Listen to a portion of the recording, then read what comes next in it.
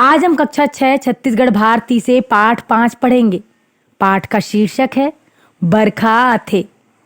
इस कविता के रचनाकार लाला जगदलपुरी हैं। लोगन मन कई थे बदलाव ह हमर संसार के नियम हवय, जेकर कारण से समय के साथ हमर धरती माता के रूप ह घलो बदलत रहिथे। कभू चारों खुट गर्मी के दिन म रुख राई मन के पत्ता ह जर जाथे अउ ठक ठकलो दिखथे, त कभी चारों खुट बरसात होएला पानी ह भर जाथे। सुक्खा भुइयां म हरियाली छा जाथे, तब लगथे हमर सपना ह सिरतोन होगे। किसान अउ बनिहार के मन खुशी ल चमक जाथे। करिया करिया बादर देख के ऐसन लगथे जैसे दुख पीरा के चिट्ठी ला बादर हरकारा बन के बरखा ला बुला के लाए हवय, अउ जेकर कारण चारों खुट आज जम्मो लोगन मन खुशी से झूमत हवय। किसम किसम के साग पान फरे फूरे हवय अउ धरती के जम्मो जीव मन के प्यास आज बुझ जाथे। त चलो कविता पढ़बो न ओकर अर्थ ला जानबोन। खेती ला होशियार बनाए बर भुइयां म बरखा आथे, जिंदगी ला ओसार बनाए बर भुइयां म बरखा आथे। सोन बनाए बर माटी ला सपना ला सिरतोन बनाए बर, आंसू ला बनिहार बनाए बर भुइयां म बरखा आथे। इन पंक्तियों में कवि कहते हैं कि वर्षा खेती को उन्नत बनाने के लिए, अर्थात खेतों में सोना जैसे अन्न उपजने के लिए, जिंदगी को शक्तिशाली बनाने के लिए आती है। वर्षा मिट्टी को सोना बनाने के लिए, किसान के सपनों को सच करने के लिए और उनके मन के दुख को, पीड़ा को कम करने के लिए आती है। बाजत रही थे झिमिर झिमिर रोज चिकारा अस बरखा के, बाजत रही थे धड़ धड़ धड़ रोज नगारा अस बरखा के। खुशियारी के चिट्ठी लेके बादल दुरिया दुरिया जाथे, करिया करिया बादर ला समझाओ हरकारा अस बरखा के। इन पंक्तियों में कवि कहते हैं कि जब बरसात में रिमझिम पानी बरसता है तो एक सुरीली सारंगी की ताल के समान आवाज करता है।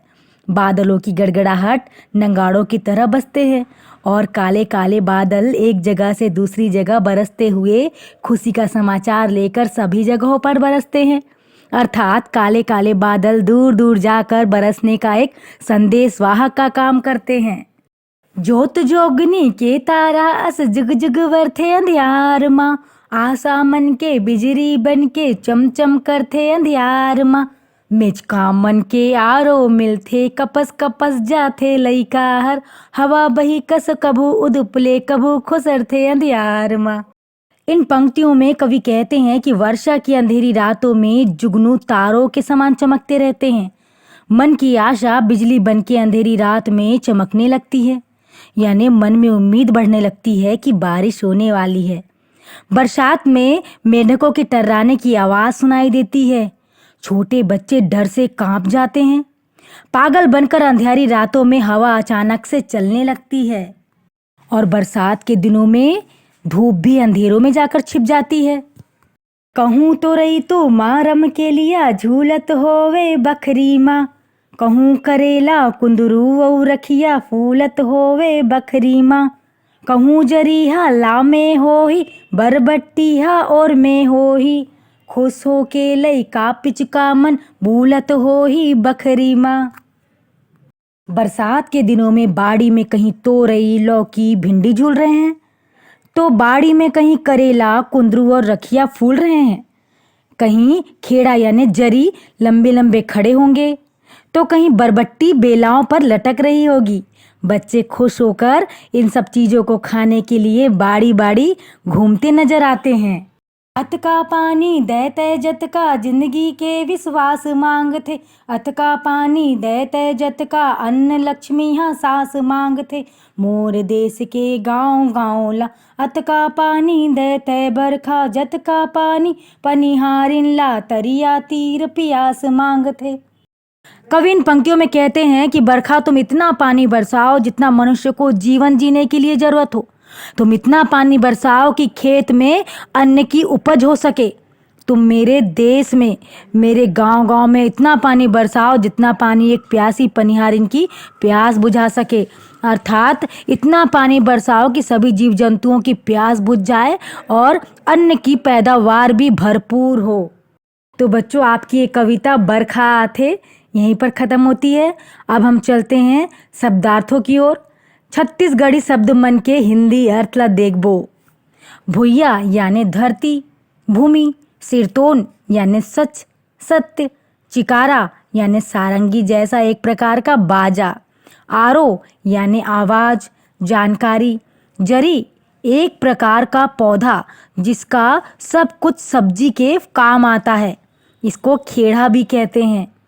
बिसाबो यानी खरीदेंगे, ओसार यानी शक्तिशाली, बनिहार यानी मजदूर, हलकारा यानी संदेशवाहक, जोगनी यानी जुगनू, कपस जाते यानी कांप जाते, और में हुई लटका होगा, बुलत घूमना, अन्न यानी अन्न, अनाज, फरीका यानी बांस आदि से बना किवाड़, बखरी यानी बाड़ी, तुमा यानी लौकी, रमकेलिया यानी भिंडी, अतका यानी इतना, जतका यानी जितना, पनिहारिन यानी पानी ले जाने वाली, तरिया यानी तालाब, प्यास यानी प्यास, भुइया यानी जमीन, ओसार यानी शक्तिशाली, जोगनी यानी जुगनू, बरथे यानी जलना, मिचका यानी मेंढक, उदुप यानी धूप, खुसरथे यानी घुसना। तो अब चलते हैं अभ्यास प्रश्नों की ओर पाठ से। पहला प्रश्न है, बरखा आए के का कारण हवे? खेती ला होशियार बनाए बर बरखा आथे। प्रश्न 2 है, बरखा आए से जिंदगी में का प्रभाव होथे? बरखा आए से जिंदगी खुशहाल बन जाथे। प्रश्न 3 है, सपना ह सिरतोन कइसे बनथे? बरखा आए ले किसान के माटी ला सोन बनाए के सपना ह सिरतोन बनथे। प्रश्न 4 है, बरखा ह कोन कोन रूप में बाजत हवे? बरखा ह चिकारा अउ नगारा रूप में बाजत हवे। प्रश्न 5 है, कवि ह बादल ला हरकारा कस काबर कहे हवे? बादल ला दुरिया दुरिया म जाके पानी बरसाथे अउ भुइया जीव जंतु के प्यास ला बुझाथे, एकर सेती कवि ह बादल ला हरकारा कहे हवे। प्रश्न 6 है, अंधियारी म बरत जोगनी ला कवि ह का जिनिस कहे हवे? अंधियारी म बरत जोगनी ला कवि ह जोत जोगनी के तारास कहे हवे। प्रश्न 7 है, लइका मन का कारण से कपसत हवे? लइका मन मेचका मन के आरो से कपसत हवे। प्रश्न 8 है, कवि बरखा ले कतका पानी मांगत हे? कवि बरखा ले अतका पानी मांगथे जेमे गांव गांव म अन्न के अब्बड़ फसल होवे अउ जम्मो जीव जंतु के प्यास बुझावे। प्रश्न 9 है, खाले लिखाए कविता मन के अर्थ लिखो। इसमें क दिया हुआ है, जिंदगी ला ओसार बनाए बर भुइया म बरखा आथे, यानी जिंदगी को शक्तिशाली बनाने के लिए धरती में बारिश होती है, अर्थात खेतों में सोना जैसे अन्न उपजाने के लिए जिंदगी को शक्तिशाली बनाने के लिए बारिश होती है। आगे ख है, जतका पानी पनिहारिन ला तरिया तीर पियास मांगथे। इसका अर्थ है जितना पानी एक प्यासी पनिहारिन की प्यास बुझा सके, अर्थात इतना पानी बरसाओ कि सभी जीव जंतुओं की प्यास बुझ जाए और अन्न की भरपूर पैदावार हो। ग है, आशा मन के बिजली बन के चमचम करथे अंधियार में। इसका अर्थ है आशा बिजली बन के अंधेरी रातों में चमकने लगती है। कहने का आशय है मन की उम्मीदें बढ़ने लगती है कि बारिश होने वाली है। अब चलते हैं पाठ से आगे। पहला प्रश्न है, बरखा आए के पहली और बाद में कौन कौन से ऋतु होथे? तीनों ऋतु में कौन कौन से अंतर देखे बर मिलथे? बरखा आए के पहली ग्रीष्म ऋतु और बरखा आए के बाद में शीत ऋतु आथे। तीनों ऋतु में बहुत अंतर है।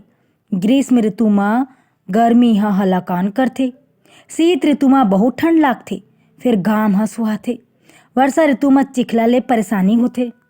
प्रश्न 2 है, किसान मन बरखा आए के पहली किसानी करे बर कोन किस्म के तैयारी करथे? ओकर ले खेती बाड़ी में का लाभ होथे? किसान मन बरखा आए के पहली किसानी करे बर खेती के साफ सफाई करथे।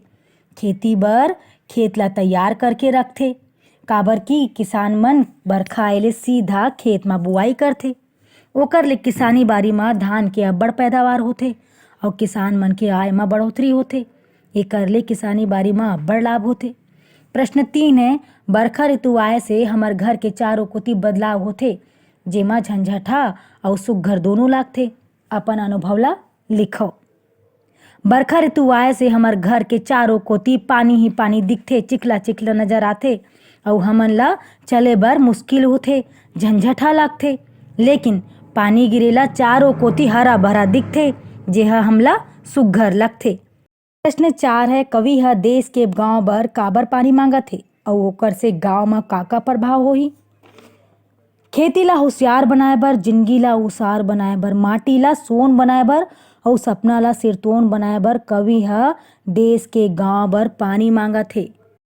ओकर से गांव गांव म अब्बड़ फसल होही और जम्मो जीव जंतु के प्यास बुझी। अब आगे चलते हैं भाषा से।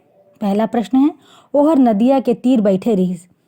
यहाँ तीर के मायने पास हवे, तीर के उल्टा शब्द दुरिया हवे। ऐसने किस्म से खाले लिखाए शब्द मन के अर्थ समझ के हिंदी में उल्टा शब्द लिखो। यहाँ पर आपको क्या करना है, जो शब्द दिए हुए हैं इनका अर्थ समझ के आपको इनका उल्टा लिखना है, इन शब्दों का उल्टा अर्थ लिखना है।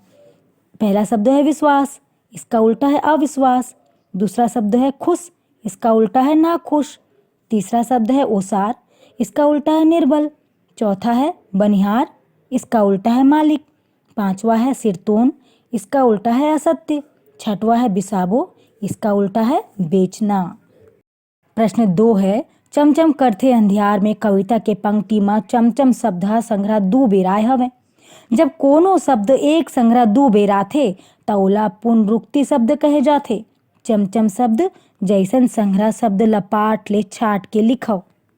बच्चों, इस क्वेश्चन को सॉल्व करने से पहले मैं आपको पुनरुक्ति की परिभाषा बता देती हूँ। जब किसी वाक्य में किसी शब्द को दोहराया जाता है तो उसे पुनरुक्ति शब्द कहते हैं।